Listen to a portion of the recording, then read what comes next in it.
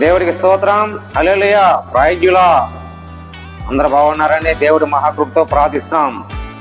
ఈరోజు వాక్యముతో మీకు మాట్లాడిపోయే అంశం కీర్తనలు 52 3వ వచనం ఉందండి.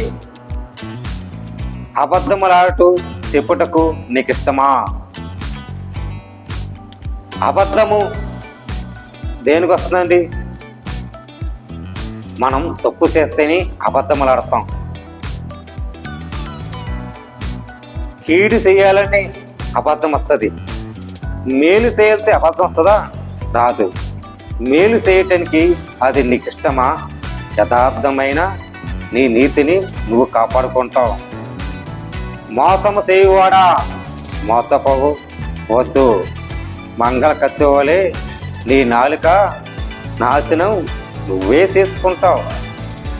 అబద్ధముతో నీ మనసుని కుంగిపోతుంది. యథార్థమైన మాటలతో ఒక స్త్రీగా, యథార్థమైన మాటలో ఒక భర్తగా నివసించి ఉండాలి.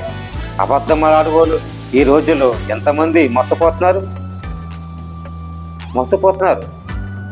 అబద్ధములాడుట మంచిదా? నీతి యథార్థమును నడుచటం మంచిదా? ఏది కరెక్ట్? యథార్థమైన నీతిని ఉంటే దేవుడు నీవు ఆయుష్కాన్ని పొందుతావు కదా. దేవుడు నీకు వరాలు చెల్లుతాడు. నా నీతిని, నా రాజ్యం మొదటనెత్తకండి అని రాయబడింది. దేవుడు చెప్పాడు. ముందా నీతిని ఎత్తగాలి. యథార్థమైన మనం దేవుని ఉండాలి. అబద్ధములాడితే మన జీవితం మనమే గంభీరమై అయిపోతాయి.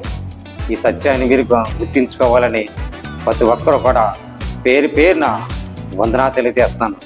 ప్రైజులా.